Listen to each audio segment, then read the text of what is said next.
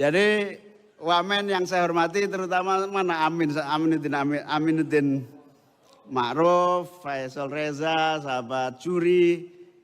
Ini wamen-wamen yang membuat saya agak terburuk.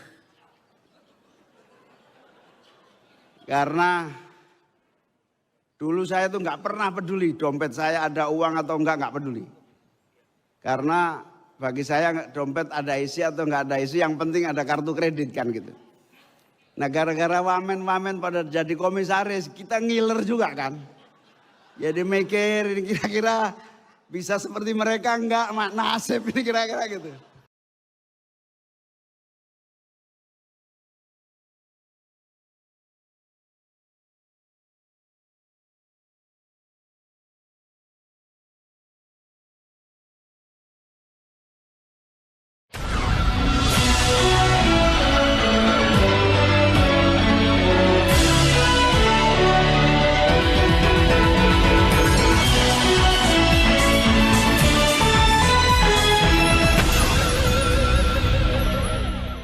Halo, apa kabar? Assalamualaikum warahmatullahi wabarakatuh. Saya Hirsun Arif, senang sekali bisa menjumpai Anda semua. Kalau Anda sekarang lagi nyap-nyapan, jengkel, marah, mengumpat, atau bahkan mungkin sekedar ngiler melihat para wakil menteri, wakil kepala badan, bahkan para relawan, dan juga buzzer yang dapat jabatan komisaris di BUMN, dan gajinya itu minimal ratusan juta, bahkan sampai miliaran per bulan, Anda nggak perlu kecil hati, Anda nggak sendirian kok ya. Apalagi kalau Anda itu sekarang sedang terkena pemutusan hubungan kerja, cari kerja nggak dapat-dapat. Bahkan kemudian ada juga yang pokoknya asal dapat kerja saja. Misalnya seperti di Jakarta, seperti dikatakan oleh Gubernur DKI Jakarta Pramono Anung, ini banyak sekali pekerja PPSU ini ya, penyapu jalanan dan sebagainya itu, yang sebenarnya ini kualifikasi ijazahnya ya SMP atau paling tinggi SMA, tapi banyak sekali kemudian sarjana yang terpaksa melamar itu demi untuk mendapatkan gaji UMR. Ya wajar kalau kemudian Anda merasa jengkel gitu ya, membaca berita itu atau bahkan nonton beritanya, bahkan kemudian ada pembelaan misalnya dari istana yang menyatakan bahwa itu nggak ada melanggar aturan. Kalau toh nggak melanggar aturan itu kan juga melanggar apa ya, melanggar rasa keadilan masyarakat gitu. Pokoknya sekali lagi luapkan saja kejengkelan Anda, luapkan saja kemarahan Anda. Karena Menko Pemberdayaan, Menteri Koordinator Pemberdayaan Muhaimin Iskandar saja mengaku dia ngiler. Ini kalau Pak Muhaimin cuma ngiler aja ya, tapi kalau Anda ya marah itu wajar. Ini Pak Muhaimin mengaku ngiler melihat para wamen itu rangkap jabatan sebagai komisaris di BUMN.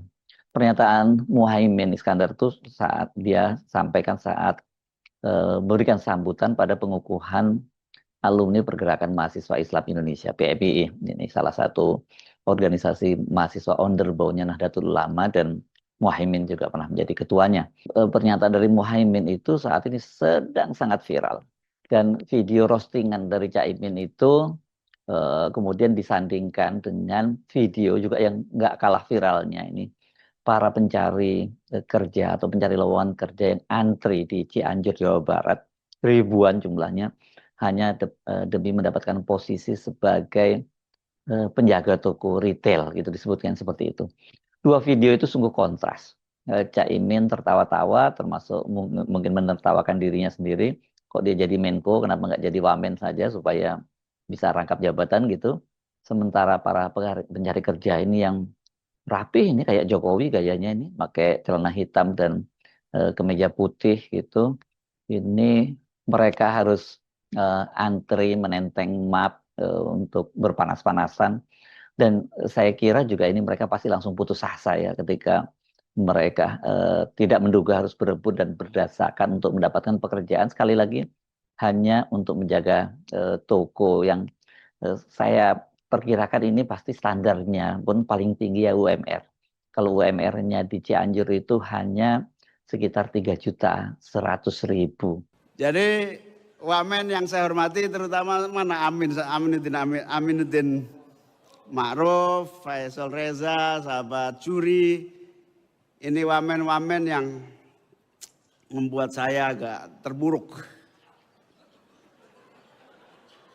Karena Dulu saya tuh nggak pernah peduli dompet saya ada uang atau nggak peduli. Karena bagi saya dompet ada isi atau nggak ada isi, yang penting ada kartu kredit kan gitu. Nah gara-gara wamen-wamen pada jadi komisaris, kita ngiler juga kan. Jadi mikir ini kira-kira bisa seperti mereka enggak, nasib ini kira-kira gitu. Kira-kira dapil masih aman apa enggak kira-kira gitu. Wamen-wamen ini luar biasa. Rezeki, tapi soal rezeki itu soal rezeki. Sama seperti sahabat Fathan. Enggak ada keinginan sama sekali jadi BPK, enggak ada. Dia mengira kenikmatan puncak itu ya DPR. Didorong-dorong BPK bolak-balik agak ogah. Tapi setelah masuk malas sekali keluar dari BPK.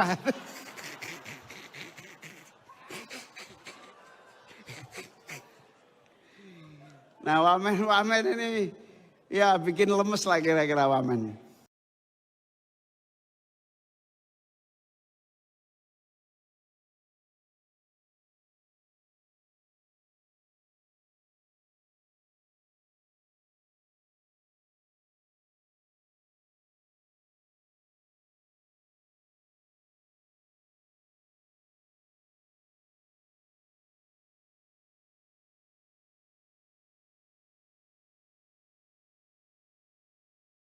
Video di Cianjur itu viral, bahkan kemudian Manusia Merdeka juga ikut mengomentari. Dia mereply sebuah unggahan di akun X di media sosial dan berkomentar pendek, sedih melihatnya. Tapi kalau komentar-komentar para netizen, nah ini Anda bisa baca sendirilah, itu sadis-sadis ya.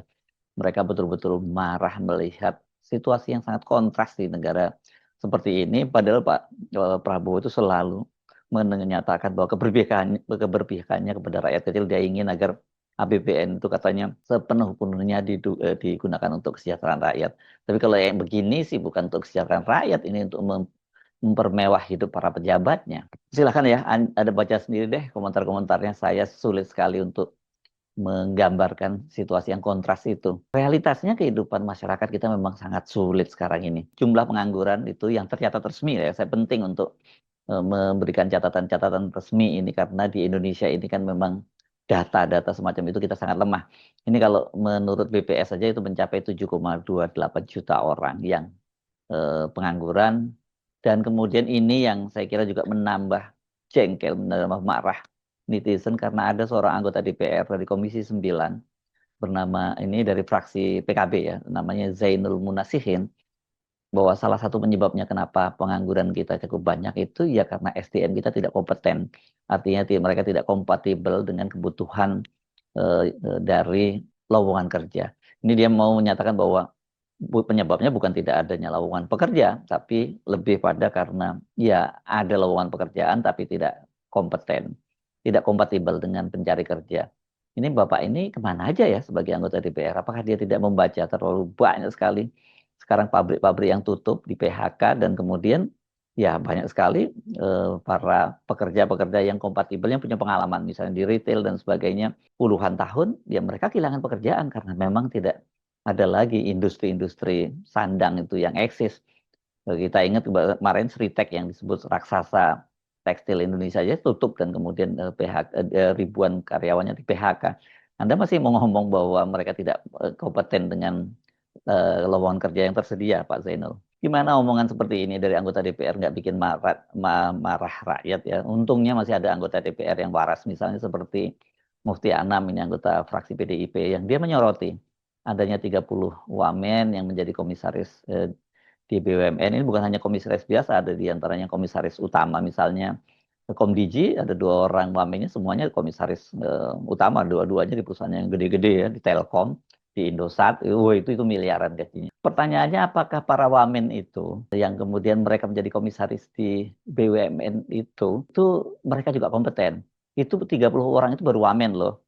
Belum Anda daftar, tambahkan lagi daftarnya itu ada kepala badan. Kepala badan ini sekarang level wamen, semua itu kebagian jadi komisaris. Kemudian ada bos lembaga survei seperti Denny JA juga jadi komisaris utama malah di anak perusahaan Pertamina. Kemudian ada misalnya Kodari yang sekarang jadi wakil KSP, dia juga dapat komisaris. Jadi itu wakil-wakil kepala badan.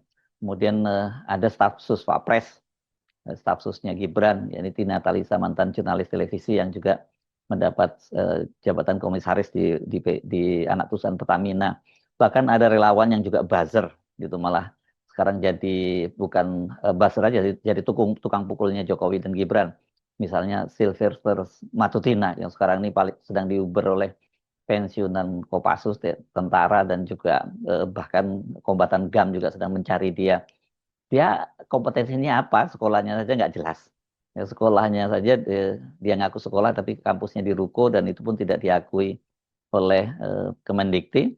Dia dapat jabatan komisaris juga sebagai komisaris di ID Food, ya ini komisaris perusahaan pangan yang katanya itu jadi andalan dari Pak Prabowo. Tapi orang seperti ini kemudian dijadikan komisaris, kompetensinya apa? Gitu. Ini yang saya kira apa ya? Ini sangat terang benderang ya bahwa memang wajar kalau kemudian orang berpikir pemerintah tidak berpikir untuk rakyatnya, mana mereka peduli rakyat banyak nganggur, yang penting para pejabatnya makmur kan. Ini baru jabatannya ya kan, kayak ini kan artinya gajinya itu kan double ya, sebagai pejabat negara, sebagai wakil menteri mereka dapat gaji. Memang wakil menteri gajinya nggak segede komisaris, justru komisaris ini yang gede banget karena Anda nggak ada cerita itu namanya komisaris itu gajinya puluhan juta per bulan. Minimal tuh ratusan juta, bahkan sampai miliaran per bulan. Anda nggak salah dengar, itu miliaran per bulan. Termasuk belum ini kalau Anda ngomong tantiem ya, ini termasuk tantiem dan belum lagi soal berbagai fasilitas lainnya. Ini betul-betul ya mereka hidup di atas bermewah-mewah di atas penderitaan rakyat. Kali lagi mari kita bandingkan dengan gaji UMR di Cianjur yang diperebutkan oleh ribuan pekerja tadi itu. Berapa tadi? 3 juta 100 ribu. Yang kira-kira kalau ini misalnya dengan komisaris atau bahkan komisaris utama di PT-PT Telkomsel misalnya yang atau Pertamina yang di atas 2 miliar rupiah ini per bulannya, ya satu orang komisaris apalagi komisaris utama itu bisa untuk menggaji hampir 1.000 bahkan bisa lebih dari 1.000 pekerja tadi yang berpanas-panasan di Cianjur. Ini betul-betul kontras kerjanya apa mereka? Dipastikan pasti mereka tidak akan punya waktu lagi karena pekerjaan sebagai wamen saja itu sudah sangat berat. Kemudian harus mengawasi perusahaan-perusahaan yang juga bebannya berat. Misalnya di Pertamina, saya membaca Wakil Menteri Luar Negeri Arif Ugrosino Harvas misalnya menjadi komisaris di PT Pertamina Shipping, International Shipping dan sebagainya. Dikait-kaitan ada karena Wamenlu jadi kemudian dikait-kaitkan dengan internasional dan sebagainya. Tapi apakah dia memang punya waktu untuk ngurus itu? Saya kira tidak. Yang mereka ini pasti komisaris-komisaris ini sebagian besar adalah makan gaji buta. Itu baru ngomong soal ketidakadilan. Bagaimana dengan konstitusi? Karena ini juga disoroti bahwa ini disebut melanggar konstitusi, walaupun istana menyatakan itu tidak ada yang dilanggar. Mantan Ketua Mahkamah Konstitusi Mahfud MD itu juga menyoroti soal pelanggaran konstitusi seorang wamen berangkap jabatan. Larangan itu kata Mahfud MD tertuang dalam putusan MK nomor 80 PUU garis miring 17 tahun 2019. Meski secara eksplisit tidak menyebut wakil menteri. MK sudah memutuskan bahwa dalam Undang-Undang Kementerian ada ketentuan bahwa menteri dilarang menjabat di BUMN. Tetapi tidak ada penegasan wamen itu boleh tidak rangkap jabatan. Ini kata Mahfud MD dalam podcastnya ya di YouTube Terus Terang. Menurut MK ini tidak perlu diputuskan dalam sebuah amar karena bagi MK larangan melekat pada menteri melekat juga pada wakil menteri. Kenapa? Ya karena wamen itu sekarang jadi anggota kabinet sudah satu paket dengan menteri jelasnya. Jadi kan selalu ngomongannya bahwa di juru bicara istana Hasan Nasbi yang menyatakan nggak ada keputusan itu menyebutkan wakil menteri. Memang tidak ada disebutkan. Tapi karena sekarang ini menteri dan wakil menteri satu paket ya anggota kabinet ya biar berarti mereka juga tidak boleh. Tapi oke lah, ini kan selalu ngomong bahwa nggak ada larangannya dalam undang-undang dan sebagainya. Tapi apa mereka tidak berpikir gitu sebagai pejabat pemerintah itu hati nuraninya di mana? Apakah mereka itu menjadi pejabat pemerintah itu memang semata-mata ingin mengeruk kekayaan, mendapatkan kekuasaan dan sekaligus kekayaan, atau mereka sebenarnya ingin mengabdi pada rakyatnya? Apa nggak ada sedikit empati mereka gitu? Kalau kemudian dengan gaji mereka sudah cukup, tapi mereka masih juga kemudian mengambil jabatan-jabatan lain yang sebenarnya tidak ada kaitan dengan kompetensi mereka.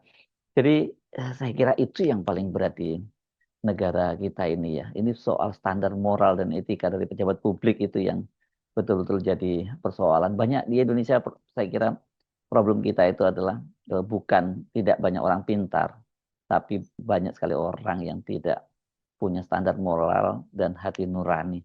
Itu menyebabkan negara kita sampai sekarang tidak maju seperti sekarang ini. Karena ya anggota DPR, pejabat pemerintah dan sebagainya, mereka ingin masuk ke parlemen, masuk ke dalam pemerintahan itu di dalam otaknya ya bagaimana mereka sebesar-besar mungkin mengeruk keuntungan, memanfaatkan APBN gitu, walaupun dikatakan bahwa sekarang itu sedang terjadi efisiensi, tapi mereka masih selalu mendapatkan celah pintu masuk, antara lain ini dengan jabatan sebagai komisaris yang sangat transparan bahwa ya ini hanya bagi-bagi jabatan. Apalagi kalau kita lihat ini tampaknya presiden yang lama itu Joko Widodo itu masih punya peran besar sekali karena banyak orang-orangnya itu yang kemudian sekarang bahkan saudaranya, keluarganya yang diangkat menjadi komisaris di BUMN.